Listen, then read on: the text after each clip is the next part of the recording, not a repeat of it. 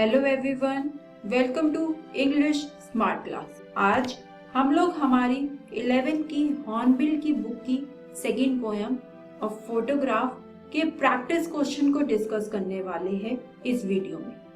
पहले हम लोग कुछ क्वेश्चंस के बारे में बात करेंगे और फिर मैं आपको वो क्वेश्चंस के आंसर्स लिखने के लिए कुछ टिप्स बताऊंगी। हमारा फर्स्ट क्वेश्चन है, What does the cardboard show? हमारी पोयम और फोटोग्राफ में जो कार्डबोर्ड है वो हमें क्या बताता है, ये हमें इसके आंसर में लिखना होगा। हमारा सेकंड क्वेश्चन पोयम के पैराग्राफ से लिया गया है। पेपर में आपको पोयम का कोई सा भी एक पैराग्राफ दे दिया जाएगा और उसमें से क्वेश्चंस पुट अप होंगे। जैसे कि इसमें पहला क्वेश्चन पूछा गया है, Where was the mother standing and why? कि मदर कहाँ खड़ी थी और क्यों। सेकेंड क्वेश्चन है, How did she look at that time? Mother उस समय कैसे दिख रही थी। एंड फाइनली हमारा थर्ड क्वेश्चन है, Find a word in the passage that means momentary, यानी कि पैसेज में से ढूंढ के आपको एक ऐसा वर्ड यहाँ पर बताना होगा जिसका मीनिंग मोमेंट्री से मिलता है। अब बात करते हैं हमारे थर्ड क्वेश्चन की। यहाँ पर हमें पोयम की एक लाइन दी गई है जो कि है, the sea which appears to have changed less watched their terrible transient feet. और इस लाइन से क्वेश्चन पूछा गया है कि how does the poet contrast the girl's terrible transient feat with the sea, कि पोएट ने किस तरह से गर्ल और सी के बीच में ये वर्ड यूज करते हुए कॉन्ट्रास्ट क्रिएट किया था। हमारा फोर्थ क्वेश्चन है, explain the sea holiday was her past mine is her laughter. Again ये एक पोयम की लाइन है और हमें यहाँ पर इस लाइन को एक्सप्लेन करना होगा।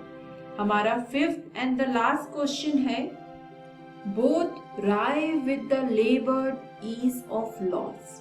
अगेन ये एक पोयम की लाइन है और इससे हमें क्वेश्चन पूछा है, what is the loss, describe the ironical situation, कि क्या लॉस था और यहाँ पर क्या लिटरेसी डिवाइस यूज करके आयरॉनिकल सिचुएशन क्रिएट की गई है वो हमें यहाँ पर बताना होगा। चलिए अब मैं आपको कुछ राइटिंग टिप्स बताती हूँ इन क्वेश्चंस के आंसर लिखने के लिए। सबसे पहला जो क्वेश्चन हमसे पूछा गया था वो था, what does the cardboard shows. तो इसके आंसर में जो पॉइंट्स आपको मेंशन करने होंगे वो कुछ इस तरह होंगे। सबसे पहला point, the cardboard shows an old photograph. जो कार्डबोर्ड था वो हमें एक ओल्ड फोटोग्राफ शो कर रहा था। उसके बाद, it shows the poet's mother standing with two girls, Dolly and Betty। और उस फोटोग्राफ में हमें दिख रहा था कि जो मदर है वो दो कजन्स के साथ खड़ी है जिनका नाम था डॉली एंड बेटी। नेक्स्ट पॉइंट होगा, all of them were standing at the beach। और सभी लोग बीच पे खड़े थे। They stood smiling at the uncle who was standing at a distance with a camera। और उस कार्डबोर्ड में हमें क्या पता लगा कि वो लोग अपने अंकल के सामने खड़े थे और स्माइल कर रहे थे क्योंकि जो उनके अंकल थे वो उनकी फोटोग्राफ ले रहे थे। तो ये सारे पॉइंट्स आपको इसके आंसर में मेंशन करने होंगे। हमारा सेकंड क्वेश्चन था, एक पैराग्राफ के थ्रू हमसे यहाँ पर क्वेश्चन पूछा गया था जिसमें सबसे पहला क्वेश्चन था, Where was the mother standing and why? तो इसका आंसर है, The mother was standing at the beach and she had gone there for a holiday at the sea। तो इसका आंसर हमें पैराग्राफ में से ही मिल गया। सेकेंड क्वेश्चन था हमारा, How did she look at that time? कि वो कैसी लग रही थी उस टाइम पे। तो उस टाइम पे she looked very sweet and young at that time।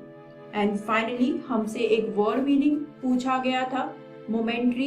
Paragraph में से हमें सेम वर्ड ढूंढ के लिखना था, वो वर्ड है ट्रांजिएंट। थर्ड आंसर में हमें पोयम की एक लाइन को एक्सप्लेन करना था और यहाँ पर पोएट ने हमसे पूछा था कि उसने किस तरह से गर्ल को और सी को terrible transient feet word use करके कॉन्ट्रास्ट किया है। सबसे पहला पॉइंट होगा, all the girls standing at the beach have terribly transient existence, they are mortal and suffer physical change with the passage of time. जिस तरह से हम लोग समय के साथ साथ फिजिकली चेंज होते रहते हैं, वही यहाँ पर पोएट एक्सप्लेन कर रहा है। The mother sweet face and her smile has disappeared after 20 और 30 ईयर्स। यानी कि जो फोटोग्राफ में उन मदर की स्वीट स्माइल दिख रही थी, वो अब 20-30 ईयर्स के बाद डिसअपीयर हो चुकी है। लेकिन द वास्ट सी अनचेंज और seem to have change less. यानी कि एक तरफ जो मदर थी वो कम्प्लीटली चेंज हो चुकी है टाइम के साथ, और वही दूसरी तरफ जो सी है जिसके सामने खड़े होके मदर ने फोटो क्लिक करी थी, वो अनचेंज लग रहा है। वो आज भी वैसा ही है जैसे वो 20 ईयर्स पहले था। तो टेरिबली ट्रांजिएंट फीट यहाँ पर गर्ल्स और सी को इस तरह से कंट्रास्ट करता है। बात करते हैं हमारे फोर्थ आंसर की। यहाँ पर हमें बोला गया था the line the sea holiday was her past, mine is her laughter. इस लाइन को एक्सप्लेन करने को कहा था क्वेश्चन में। Time spares none, gone are the childhood days of the poet mother. यानी टाइम किसी के लिए नहीं रुकता, और जो मदर के चाइल्डहुड डेज थे वो अब जा चुके हैं। And the sea holiday become her past, और जो एक सी हॉलीडे एक टाइम में जो उन्होंने अपने चाइल्डहुड में एंजॉय की थी, वो आज उनका पास्ट बन चुका है। And the photograph flash back to the scene that was capture about 30 years ago. लेकिन उस फोटोग्राफ में वो सीन कैप्चर हो गया जो कि मदर ने 30 ईयर्स पहले एंजॉय किया था। Next point, gone is the care free laughter of the sweet girl. और जिस तरह से वो फोटोग्राफ 30 इयर्स पुरानी हो चुकी है, उसी तरह से जो मदर जो एक टाइम पे स्वीट गर्ल थी, उनकी लाफ्टर भी अब वो जा चुकी है। एंड फाइनली जिस तरह से जो पोएट की मदर है उनके लिए उनकी लाफ्टर जा चुकी है, उसी तरह से जो पोएट है उसके लिए उसकी मदर की लाफ्टर एक पास की चीज बन चुकी है। वो इसलिए क्योंकि उसकी मदर अब इस दुनिया में नहीं है, उनकी डेथ हो चुकी है। तो आंसर 4 में हम ये सारे पॉइंट्स मेंशन करेंगे। बात करते हैं हमारे लास्ट क्वेश्चन की। आंसर 5 में जो पॉइंट्स हमें मेंशन करने हैं वो है actually both of them suffer a sense of loss. Both का मतलब है यहाँ पर मदर और पोएट दोनों ने ही अ सेंस ऑफ लॉस सफर किया था। नेक्स्ट पॉइंट, जो मदर है उसने अपना चाइल्डहुड खो दिया था because she can't have those moment of enjoyment again. जो बचपन में उन्होंने बीच हॉलीडे और जो केयर फ्री एटीट्यूड उन्होंने एंजॉय किया था, अब वो उसे दोबारा एंजॉय नहीं कर सकती, वो उन्हें खो चुकी है। इसके बाद she can't be a sweet smiling girl of 12 again. जैसे कि उस फोटोग्राफ में वो 12 साल की लड़की जो स्माइल कर रही है, जो केयर फ्री है, वो वैसी अब दोबारा नहीं हो सकती। This is also the poet loss. ये उसकी मदर का तो लॉस है ही, लेकिन साथ के साथ पोएट का भी लॉस है, और वो इसलिए है perhaps she will never see that smiling face and experience her laughter again in her life। यहाँ पर पोएट की मदर की बात हो रही है कि वो फिर से अपनी मदर का कभी भी स्माइलिंग फेस एक्सपीरियंस नहीं कर पाएगी। और जो सेकंड क्वेश्चन था हमारा, डिस्क्राइब द आयरॉनिकल सिचुएशन, उसका आंसर होगा the irony of the situation is that both of them struggle to bear the loss.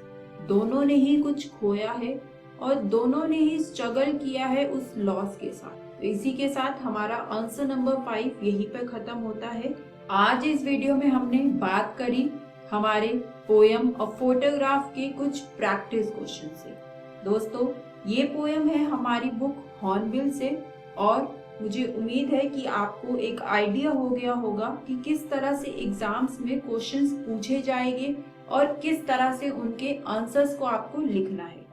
चलिए मिलते हैं नेक्स्ट टाइम।